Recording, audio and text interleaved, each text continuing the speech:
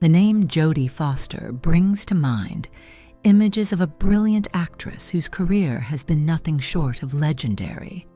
However, the public persona that graces red carpets and receives accolades has been shaped by a lifetime of challenges, sacrifices, and a quiet strength that has defined her path. From an early age, Jodie's life was marked by absence, hardship, and the struggle for normalcy, which would eventually culminate in a career that made her one of Hollywood's most respected figures. Yet the price she paid for her success was steep, and the shadows of her past never fully disappeared. At 62, Jodie Foster's story is not only one of professional brilliance, but also of a woman whose resilience transcends the hardships she faced growing up in the spotlight. A childhood marked by absence and struggle. Born Alicia Christian Foster on November 19, 1962, in Los Angeles, Jodie was the youngest of 4 children. Her father, Lucius, a decorated Air Force colonel and later a real estate broker, left before she was born, leaving her mother, Evelyn Brandy Foster, to raise the family alone.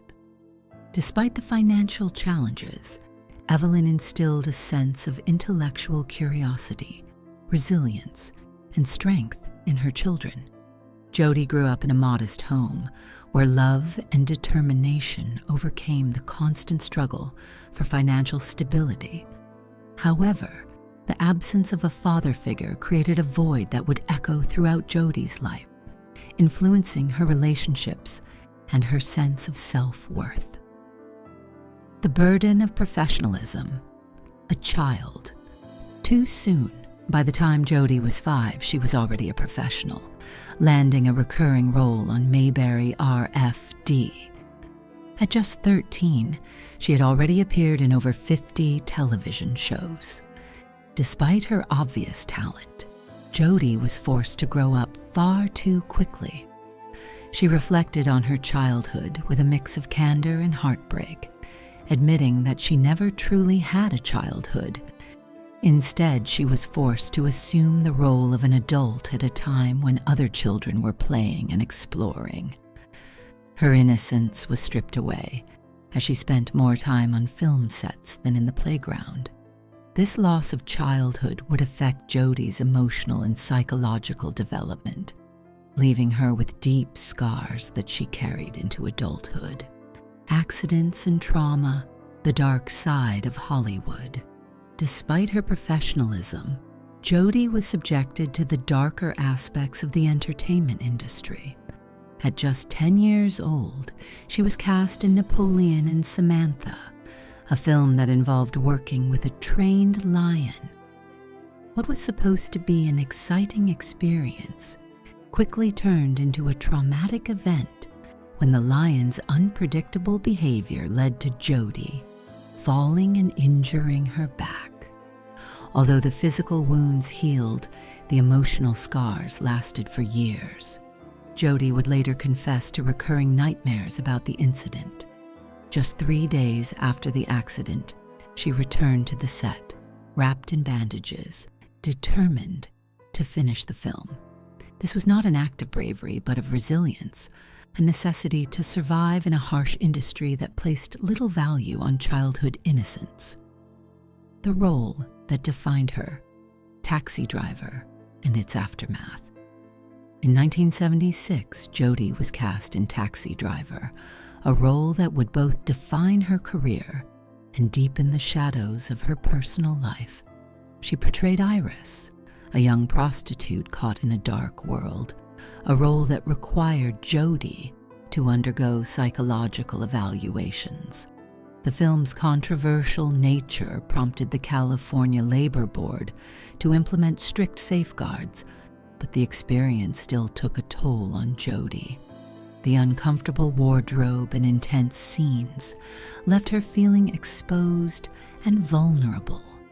Despite the challenges, Jodie's performance was hailed as brilliant, earning her an Academy Award nomination. Yet the role came with deep emotional costs As Jodie's childhood was sacrificed for the sake of artistic achievement, this would be a theme throughout her career. Her brilliance, often celebrated, was always intertwined with the trauma of her early years. Escaping Hollywood's grip, education, and personal growth by the early 1980s, after years of being a child star, Jodie began to seek a different path. In 1981, she enrolled at Yale University to pursue a degree in literature. At the same time, she faced an unexpected and terrifying incident: John Hinckley Jr.'s assassination attempt on President Ronald Reagan, which he claimed was intended to impress Jodie. The aftermath of the incident turned Jodie's life upside down. Federal agents were stationed outside her dorm room, and her privacy was shattered. The intense media scrutiny during this period would follow her for years, making her question whether she could ever reclaim a sense of normalcy. Despite these challenges, Jodie's intellectual prowess remained a constant. In 1985, she graduated magna cum laude with a thesis on Toni Morrison that was widely praised. A turning point: The Accused and the Silence of the Lambs. Jodie's breakthrough came in 1988 when she starred in The Accused, a role that allowed her to channel her pain and frustrations into her character, Sarah Tobias. Her performance was raw and powerful, ultimately winning her an Academy Award at just 26. It was not only a triumph of talent, but a moment of personal redemption. Jodie had been told she was finished by Hollywood, but with The Accused, she proved them wrong. The next major step in her career came with The Silence of the Lambs in 1992, where she portrayed Clarice Starling, a role that would earn her a second Oscar. However, Jodie's journey to greatness was never without cost. Each role demanded a sacrifice, whether physical or emotional, and each triumph carried the weight of the struggles that preceded it. Directorial debut and continued success. By the mid-1990s, Jodie had reached the peak of her career. She directed Little Man Tate, a film that mirrored her own childhood experiences. She also starred in Nell, a role that required immense physical and emotional transformation. Jodie immersed herself in the character, isolating herself in the mountains and inventing a new language to prepare.